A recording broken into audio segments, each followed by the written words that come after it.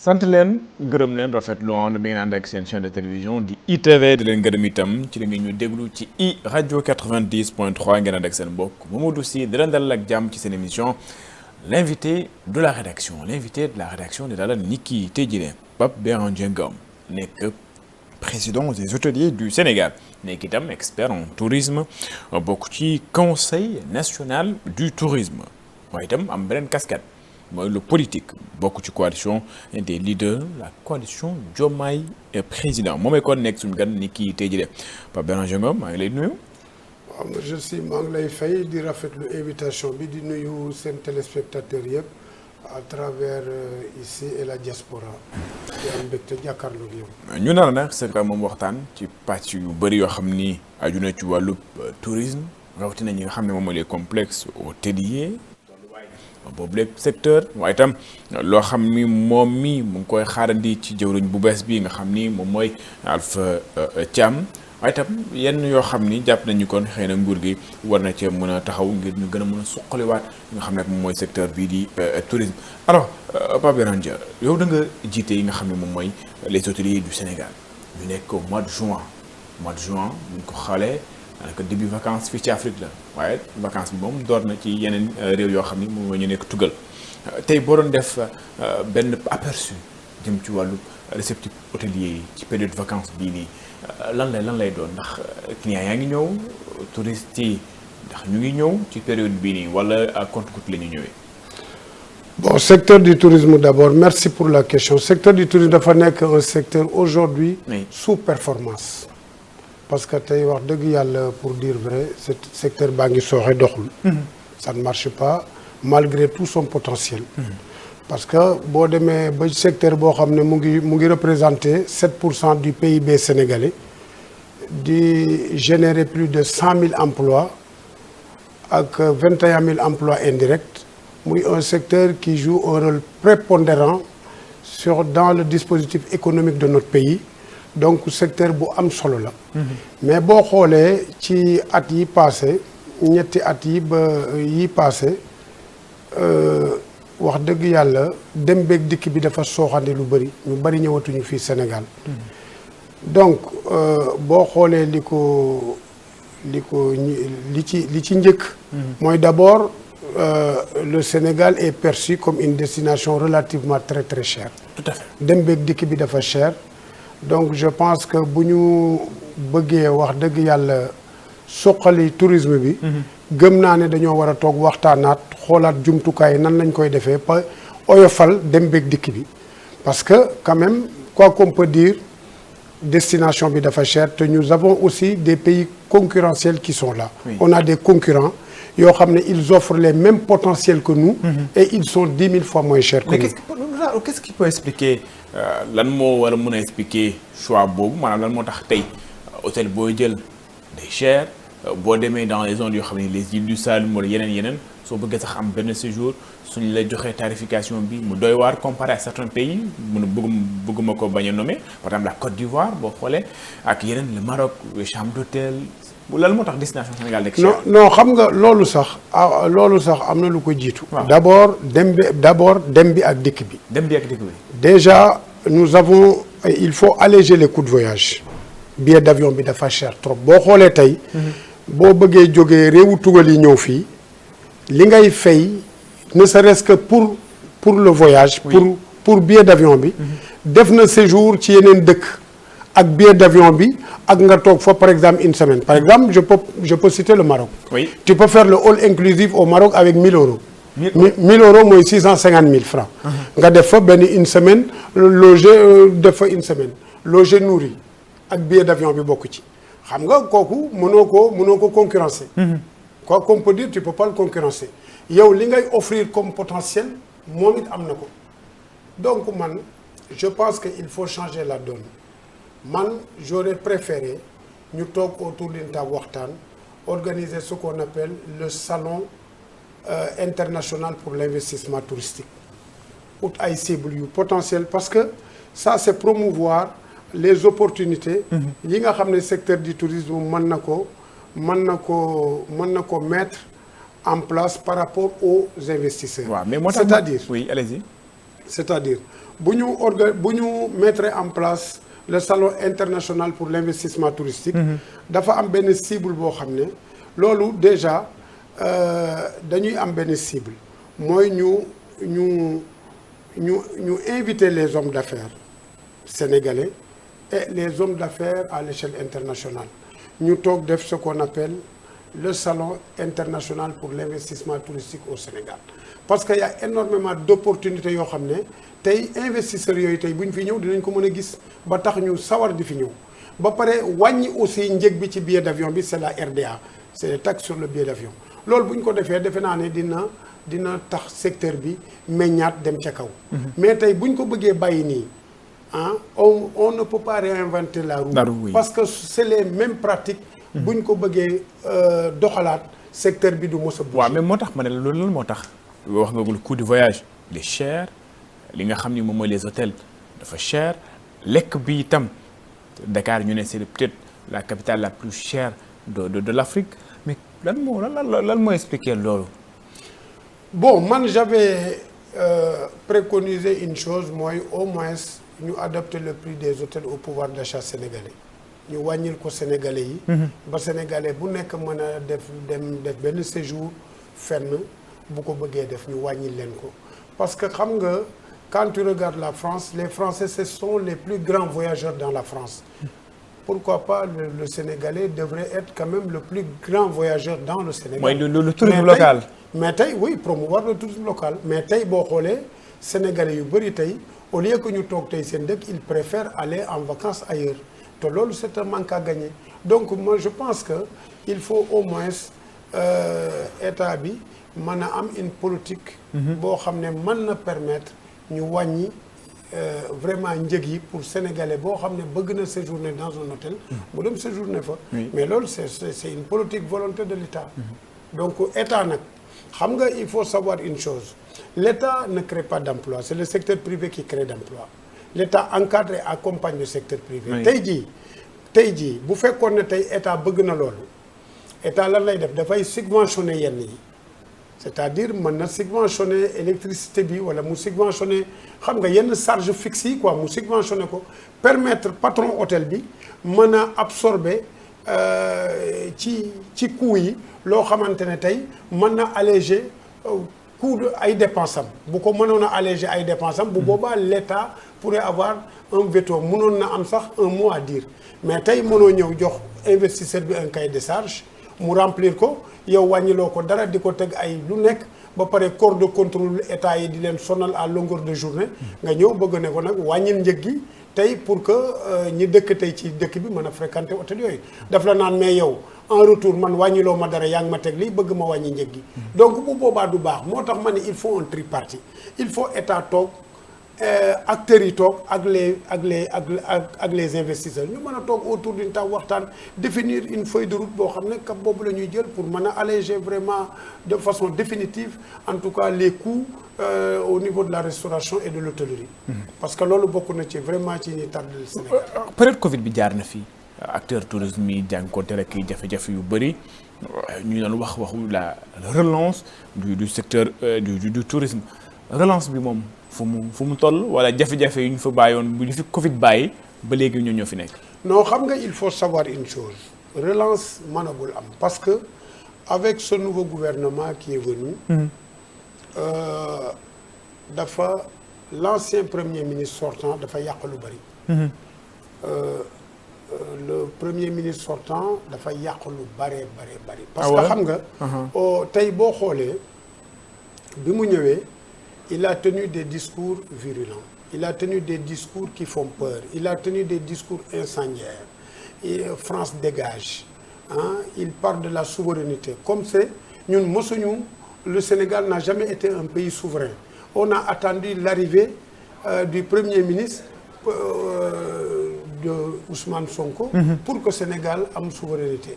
Enfin, je le prends comme ça. Parce que, boo xoolee tey bi mu ñëwee je ne vois pas qu'est-ce qui explique le pourquoi on a fait partir en tout cas base française. Les bases militaires françaises. Je ne sais pas.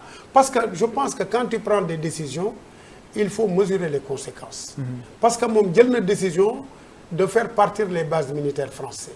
alors que ñun on avait un taux de rentrée de 47,3% des Français qui venaient ici au Sénégal et nous savons tous que les Français se déplacent en masse. tey tubaab yi daan jóge bitim réew tey di ñëw non seulement ñun ce qui nous lie avec la France dafa bari. De un ñoom ñoo ñu colonisé. Deuxièmement on a des relations multiformes. Donc on a aussi des relations équilibrées tey lu mën a xew Sénégal balaa kenn duñu wàllu ci France moo doon ñëw et puis loolu je pense même que c'est en porte-à-faux avec l'emblème du Sénégal bi ñu naan le pays de la Teranga. Non mais au-delà de Teranga am na la question de la souveraineté qui s'est posée que gisuñu intérêt que Sénégal amul des bases. Non mais yoo xam ne ñoo nekk France Sénégal amul base yu fa nekk. Non mais j'arrive au fait quand tu prends des décisions qui sont des décisions vraiment qui touchent beaucoup d'intérêt dans le pays parce que laal na quand même li mu leen da li mu yàq bari na quand même parce que les bases militaires là am na ñu fa doon liggéey. waaw ñoom ñëpp dañ leen a mettre au chômage amul fenn fu ñu leen casé jooy nañ ko ba sonn loolu benn la deuxièmement ñun ñi nga xam ne on travaille dans le tourisme et la France était notre premier partenaire stratégique. Mais les Français ne viennent plus. Qui venait ici avant? Les Français se déplaçaient en masse pour dire une chose. On a des bases militaires français qui sont là. Au niveau de la sécurité, ils se sentaient tellement à l'aise au Sénégal pour ñëw fi. Aujourd'hui, bu base yi des matins, ñoom mënatuñ fi ñëw.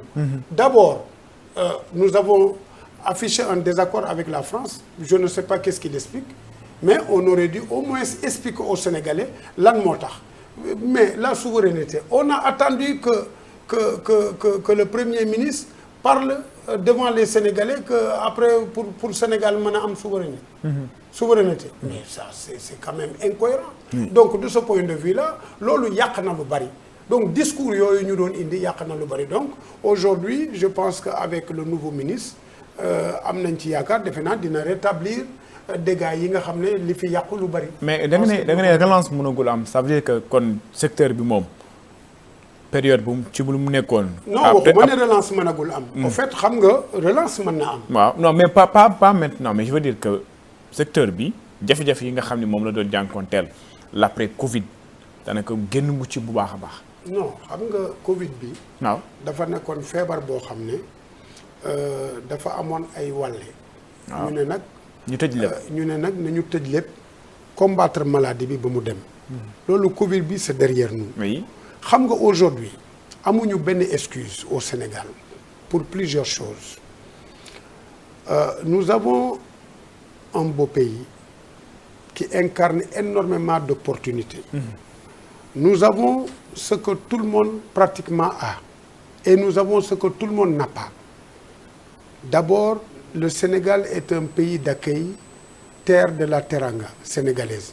Am nañu fii naaj, am nañ géej, on a des ressources humaines de qualité et nous offrons des services de qualité. Il y en a pas, amuñu benn raison et benn excuse boo xam ne war nañ ko teg ci table bi au point où pourquoi le tourisme ne marche pas. ah mais sànq wax nga ko ne nga la destination yow mii reconnaître nga qu'elle est chère. non mais tey ci salon bi ngay wax. non ndax waruñu fa jaar ñu ne au-delà même des Sénégalais mais même les touristes yi nga xam ni bëgg nañu ñëw. xam nga tey le salon de on essaie de s'aligner sur yi nga xam ni moom ça se fait ailleurs. sinon destination bi su ma xoolee Sénégal mu cher ma xool Maroc ma xool Côte d'Ivoire mu moins cher mais naturellement. non sama bopp moom la gënal. du bañ non xam nga tey lan moo tax ma wax la léegi ci wàllu le salon de l'investissement xam nga salon de l'investissement bi. dafa am yu muy ciblé da ngay jël d'abord les hôtels de marque tu les invites. waaw tu invites les banques d'investissement. tu invites les constructeurs d'hôtels. tu invites les aménagistes. et tu invites les développeurs. inviter aussi le patronat local. oui ak international. autour d'une table nga toog waxtaan ak yéen ba pare offrir won leen les potentiels que le Sénégal peut aujourd'hui mettre sur la table. État bi en contrepartie état bi mën leen a jàppale sur l'octroi du foncier. ba pare subventionner aussi la logistique. Maintenant quand je parle de l'octroi du foncier c'est pas ñu jël foncier bi jox leen. il faut que l'État rentre en partenariat avec les investisseurs. Comment? L'État ce qu'il doit faire mooy mu def benn joint venture. l'État il peut prendre les 35% bàyyi investisseur bi ak 65%, ce qu'on appelle la minorité de blocage. Oui. C'est ce qui va permettre de ne pas vendre les terres en partant. Yow tu peux vendre le fonds de commerce mais ki nga koy jaay xam nga kan la état bi nga koy jaay et l'État est prioritaire et l'État loolu day permettre état créer waat yeneen champions nationaux parce que tey bu ko état bi jëndaatee mën na ko jox sénégalais yi. mën na jox ñaari sénégalais yoo xam ne ils s'associent dem def benn levée de fonds ñëw jëndaat fonds de commerce bi état accompagner leen loolu moo ñuy permettre hôtel yi fi nekk yépp sénégalais yi moom ko waaye tant que ñu ngi bàyyi les étrangers venir ici acheter nos terres s'implanter du ñu indil ay cahier de charge naan ñu ngi jël ay employés ñu ngi def ay lii tous les terres seront achetées par les étrangers au détriment des sénégalais loolu baaxul donc nag ce salon-là pouvait être un levier puissant, très fort pour développer le secteur. Mais il y a un salon, mais salon bi kan moo ko organiser, ko war a démarche, acteurs yi, ministre bi, kan moo ko war a. La volonté de l'État. Oui. L'État, ministère bi, parce que ministère. Mais ndax da nga ko proposer moom nga xam ne Alpha Thiam mooy ministre bu bees bi ndax dañu gis ak moom proposer ko l'idée du salon pour voir ndax. Naturellement, nous partageons. La même coalition, Diomaye président, donc moi je suis aujourd'hui en phase de lui apporter toute mon expertise jàppale ko pour que vraiment mu réussir ci secteur bi parce que boo xoolee tey ñaari ministres yi fi jaar avant Alpha Thiam qu'est-ce qu'ils ont fait dans le secteur? Ils n'ont absolument rien fait. Boo xoolee le ministre sortant Amadou Ba depuis qu'il est là quel agrément il a signé? Il n'a signé aucun agrément. Ah ouais? Pourquoi? Parce que tey yow boo ñëwee tey nga ne da ngay investir tey ci benn hôtel wala ci appart hôtel via campement ou auberge mais dañ lay laaj ay lijaasa ay documents yoo xam ne tey sur le volet administratif da nga ko war a tey aujourd'hui remplir mais tey boo fekkee ne yow tu remplis les conditions yóbbu ko ministère. ñu war a saytu tey sa dossier signer la agrément bi pour nga commencer exercer. boobu ba léegi signé wuñ ko corps de contrôle yi mënoo ubbi yow leb nga banque boo waxee ñu ne mu ngi ci circuit bi c'est ce mot là qu'il faut combattre mu ngi ci circuit administratif bi ministre bi du signé kenn xamul lu muy def. mooy lenteur yi yow entre temps tu as investi ton argent et tu attends un agrément ministère bi war ko signé ministre bi signé wu ko mais ça pose un problème et ça. waaw lu tax ministre bi tax maanaam lenteur administrative. te loolu. mënul encourager les investisseurs à investir. Nous avons des lenteurs administratives qui bloquent tout dans ce secteur-là. Et loolu ça pose problème. Loo wax ñu ne mu ngi ci circuit administratif. Ouais, mais à l'époque bul fàtte mbir yu bëri dañ ko centraliser au niveau de la primature xëy na le temps que muy dem ministre bi le temps que muy dem primature bi et cetera c'était un peu long même bu dee. Non, signer des agréments ne peut pas être aujourd'hui vraiment je suis pas en phase avec toi d'accord uma ci loolu. Parce que signer nit boo ko ne ñun mais aujourd'hui qu'est-ce que l'État veut? État lan la bëgg? ay investisseurs yoo xam ne dañu ñëw ils créent de l'emploi tu crées de la valeur ajoutée mais aujourd'hui tu crées de l'emploi mais kan moo la war a jàppale mais l'État ne fait rien l'État encadre et accompagne le secteur privé mais yow boo ñëwee tu remplis les conditions yow pour ñu signer la agrément tu peines même à avoir ton agrément boo xoolee tey ñu ci bëri seen dossier ngi ministère toog mais loolu moom laay digal moom laay njëkk a conseiller le ministre mu vider tous les dossiers yu mu fekk foofu pour que nit ñi au moins mën a retrouver wu ci seen investissement parce que tey mënoo ñëw leb banque investir jël personnel ba pare mënuloo exercer mënoo fonctionner ça pose problème. mais ci wàllum réglementation secteur bi ndax wax nga sànq ndax ku ñëw rek war naa mën a réclamer comme un acteur du monde du tourisme damay bëgg a wax ñi nga xam ni ñoom ñooy autoproclamé des guides touristiques gis nañ sax am na benn note boo xam ni bu génnoon di wax ci mbir yooyu am na ñoo xam ne dañ koy wuyoo di fa jaar di fa def yoo xam ni méngoowul dëgg-dëgg ak lu guide touriste war a def ba sax léeg-léeg day décourager même les touristes en tant que tel ci wàllum réglementation secteur bi tey fu ngeen ci toll. xam nga loolu man j'avais toujours préconisé de mettre en place une grande école pour les guides touristiques. Parce que tey dëkk on ne peut pas construire un pays sans son histoire. Oui. On est bien d'accord. tey tourisme bi ñëw fii Sénégal lu bëree ko fii andi parce que tey boo xoolee le Sénégal dafa structurer son tourisme sur 6 pôles touristiques. te pôle bu nekk am na syndicat d'initiative. loolu yëpp ça reflète de la diversité du Sénégal. mooy la terre la mer la culture. la nature spiritualité et les aventures. loolu tout ça c'est réparti sur un terroir d'une grande richesse. donc dama gëm ne bu touriste jógee bitim réew di ñëw Sénégal. am na lu ko fi indi. quoi qu'on peut dire am na lu ko fi indi li ko fi indi peut-être am na ñoo xam ne ils veulent aller sur le balnéaire. am na ñoo xam ne tey peut-être l'histoire de Gorée moo leen fi indi.